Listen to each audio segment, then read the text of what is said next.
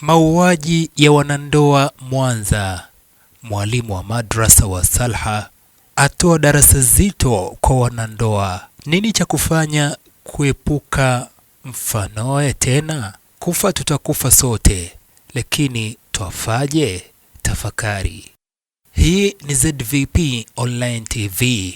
Mwishoni mwa juma lililopita yalitokea mauaji ya kutisha ya wanandoa wawili kule jijini Mwanza yaliyomhusisha Bi Salha Salum mwenye umri mdogo tu wa miaka 28 na Bwana Saidi Mganga mwenye umri mdogo tu wa miaka 37. Walikuwa wakazi wa Buswelu, wilaya ya Nyamagana jijini humo. Nimelazimika kuzungumzia tukio hili la mauaji hayo, na hasa kwa upande wa mke ambaye ndiye alikuwa awali kuuawa kwa kupigwa risasi kadhaa na mumewe, kabla ya kufuatiwa na tukio la mumewe mwenyewe kudaiwa kujiua kwa kujipiga risasi na mwili wake kukutwa ukielea katika ufukwe wa Ziwa Victoria. Kwa hakika ni huzuni kubwa kwa matukio haya ya mauaji kwa familia za pande zote mbili, kwa kila binadamu anayethamini neema ya uhai tuliotunukiwa bure na Muumba wetu, basi na kufanya maombi yoyote yale, bali ni kwa utashi wake Muumba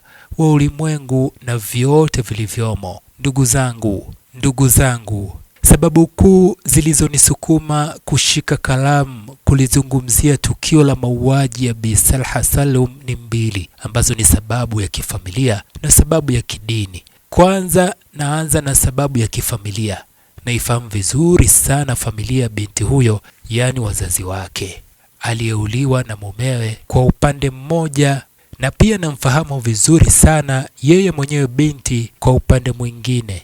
Baba mzazi wa binti huyo aliyeuawa ni Mzee Salum, ambaye ni fundi wa kushona nguo, fundi cherehani kutoka wilayani Kondoa mkoani Dodoma. Ni mkazi wa Mwanza, ni Muislamu wa kawaida anayependa Uislamu wake kadri alivyojaliwa. Tunafahamiana naye kitambo, tangu mwaka 1993 hadi leo hii. Mafahamiano yetu yana uhai wa takriban miaka 30 sasa, alhamdulillah, si haba. Mzee huyu alijitahidi au anajitahidi kwa kadri ya uwezo wake kuwasomesha vijana wake, pamoja na bahati mbaya kwamba vijana hawamuelewi. Ninachoweza kusema ni kuendelea kumshajiisha katika kutimiza wajibu wake kama mzazi, asikate tamaa kama ilivyotuelekeza Qur'ani katika aya inayosema, na ni nani anayekata tamaa ya rehema ya Mola wake isipokuwa wale waliopotea. Tunajifunza kupitia tarehe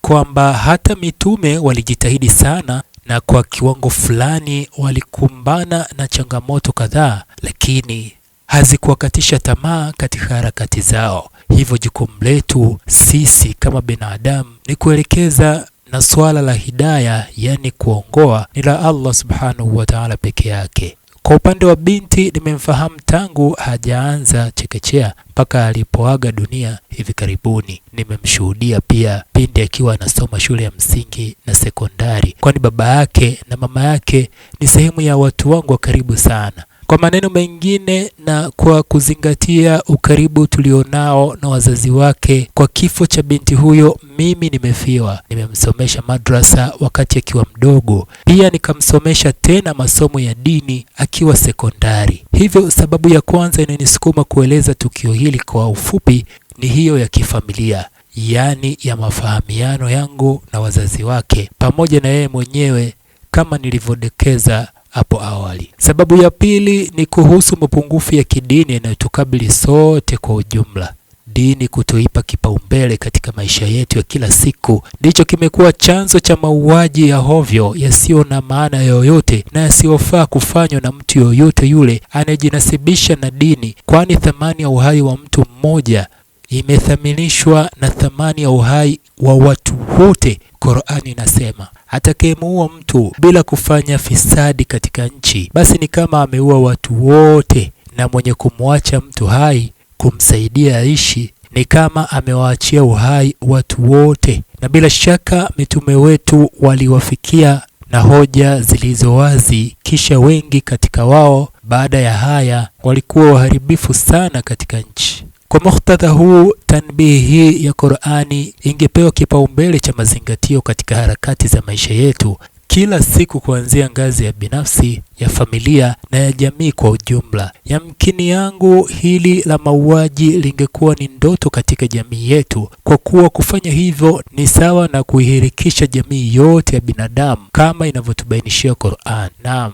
binti huyu aliyewawa, Allah mrehemu na amlipe jaza njema kwa yake mema aliyofanya wakati wa uhai wake, alikuwa na sifa nyingi za kuwa mke wa mtu, na amini hata mumewe pia.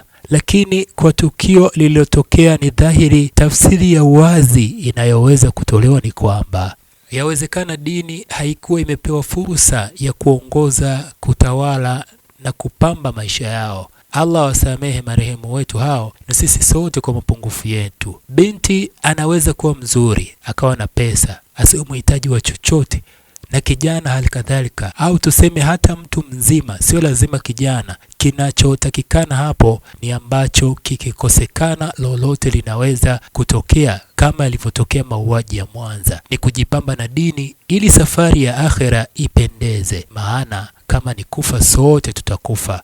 Swali ni je, tutakufaje?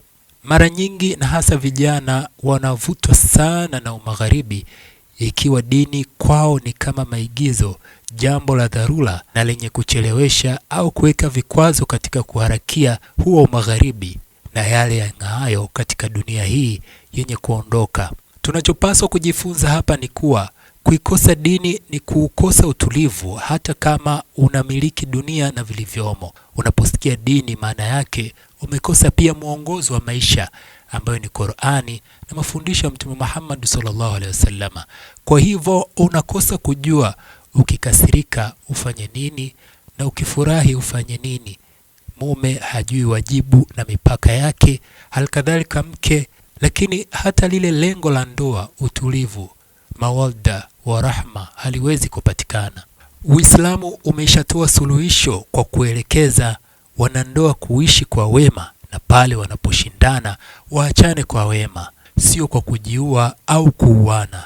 Qur'ani inasema talaka ni mara 2, kisha ni kumweka mke kwa wema au kumwacha kwa hisani. Hii ndio mipaka ya Mwenyezi Mungu. Basi msiruke, na watakaoruka mipaka ya Mwenyezi Mungu, hao ndio madhalimu wao na nafsi zao. Nahitimisha makala haya kwa kuomba tujielekeze katika maisha tulioelekezwa na Muumba wetu, ili tupate salama katika maisha yetu ya dunia na akhera. Ni ndugu yenu katika iman, Abdulhamid Martin Rwenzaura wa Mtukula, Tanzania. ZVP Online TV ndio wamekusomea makala hii.